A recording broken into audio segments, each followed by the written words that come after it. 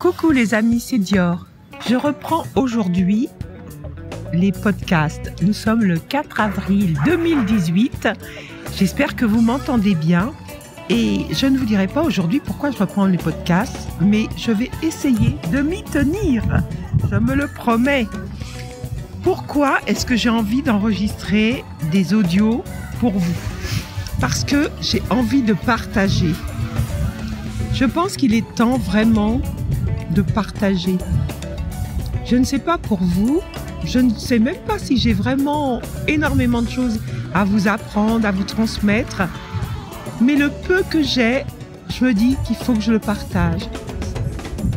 J'espère que ce sera intéressant pour tous, en tous les cas pour moi. Je vais commencer par moi, égoïstement. Pour moi, c'est important. Donc, de quoi vais-je vous parler? Je vais vous parler de mes activités principales, de ce qui m'intéresse, de ce qui m'occupe, de ce à quoi je pense le plus possible. Et qu'est-ce que c'est? Eh bien, il y a 3 choses prépondérantes dans mon emploi du temps. Ce sont les 3 choses qui me maintiennent en forme. Il y a d'abord l'alimentation. J'ai adopté l'alimentation vivante il y a un peu plus de 4 ans et ça me satisfait énormément. Je sais que je ne reviendrai pas sur cette décision. Enfin, on ne peut pas dire tout change, je suis d'accord. Mais pour l'instant, en tous les cas, je ne vois pas pourquoi je changerais. Parce que ça me satisfait, ça me remplit de vitalité. Et depuis 4 ans, eh bien, je suis en pleine forme. J'ai toujours été, mais je suis encore plus en forme qu'avant, je trouve. La deuxième chose qui m'anime, et ça c'est depuis 1 an et 3 jours, c'est de faire 10 000 pas par jour. Toujours pareil, 10 000 pas pour être en forme. Alors pendant 8 mois, j'ai fait 10 000 pas. Depuis le mois de décembre, je fais 11 000 pas pour être sûre de faire 10 000 pas. Et en 1 an, j'ai dû... il y a peut-être 3 ou 4 jours où j'ai pas fait 10 000 pas. Il y a même une journée, le mois de janvier, je crois, où je me suis endormie et j'ai rien fait du tout.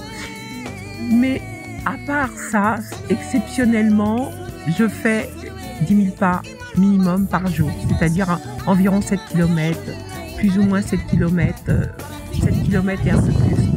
Et je vous dirai aussi dans un autre audio pourquoi je fais 10 000 pas, bon, principalement pour être en forme, mais qu'est-ce que ça m'apporte et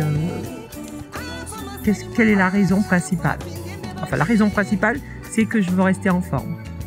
La dernière chose qui m'anime tous les jours et à laquelle je pense très très souvent, c'est le développement personnel. Alors le développement personnel, ça doit faire une quinzaine d'années que j'ai commencé cette aventure, que je lis des livres, que je fais que je fais des stages, des séminaires, des formations, que j'appartiens à un club de développement personnel. Et ça, c'est la chose la plus importante dans ma vie. Ça m'a apporté beaucoup. Par contre, c'est un travail permanent et qui ne finit pas. Et c'est bien pour ça que j'aime ça, parce que j'ai envie de travailler sur moi.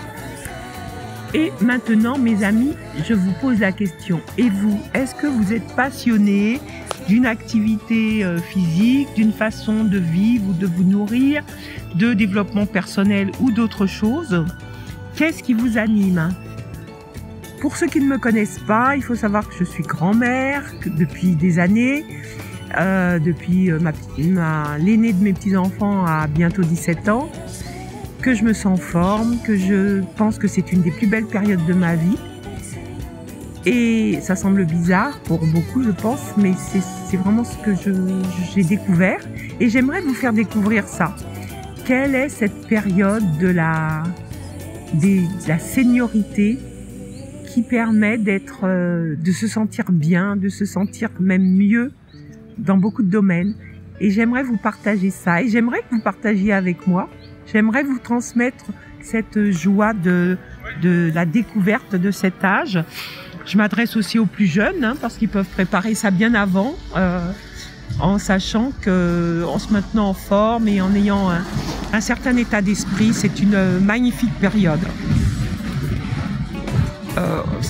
Pourquoi ça peut intéresser d'autres personnes, ce que j'ai à dire? Eh bien, je pense que j'ai trouvé une sorte d'apaisement. Je me sens très apaisée. Je n'ai pas toujours été comme ça, loin de là. Et que je veux répandre, répandre cette paix, cette sérénité autour de moi, au plus grand nombre. Et en plus de cette sérénité, il y a beaucoup de joie. Donc voilà, j'ai paix et joie. Je trouve que c'est intéressant et que j'aimerais vraiment que vous partagez ça. Et j'aimerais vraiment savoir si vous en êtes à ce stade, ou si vous l'avez toujours été. J'aimerais savoir si vous appréciez votre vie et si ce que vous faites pour l'apprécier encore plus, pour qu'elle devienne meilleure. L'outil principal en ce qui me concerne, pour voir la vie telle que je la vois et qui m'apporte beaucoup de choses, c'est l'émerveillement. Alors l'émerveillement, ça permet de se retrouver, de retrouver son âme d'enfant. Et vous savez que les enfants, ils sont joyeux, ils sont dans l'instant présent. Et c'est ce que j'aime. Voilà. J'ai une petite citation d'un monsieur qui s'appelle Bertrand Vergely, qui est auteur, philosophe et théologien, et qui a écrit « L'émerveillement est une faculté poétique qui se décide ». Eh bien voilà, j'ai pris la décision d'utiliser cet outil le plus souvent possible pour retrouver ou rester dans cette paix et dans cette joie. Les amis, c'est tout pour aujourd'hui. J'espère que vous allez bien. J'espère que vous aurez envie de m'écouter encore et encore. Et j'espère que vous aurez envie de me donner des petits commentaires, des petits mots pour que je poursuive et pour échanger. Vraiment, j'aimerais échanger avec vous. J'ai plein de projets par rapport à ces audios, par rapport à ces échanges. Maintenant, je vais terminer cet audio. Je vous ai fait une petite photo. Je suis au bord du canal de l'Ourcq, dans la belle ville, la merveilleuse ville de Paris, la plus belle ville du monde, disent certains.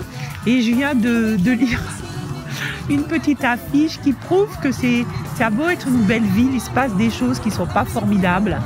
Il y a une petite affiche qu'on voit partout sur les murs de Paris qui rappelle qu'en 2017, 510 personnes sont mortes dans la rue. Alors, c'est une note un petit peu triste pour terminer cet audio, mais c'est la vérité, c'est ce qui se passe aussi. Donc, je vous le dis, ça ne doit pas nous empêcher de continuer à être tels que nous sommes.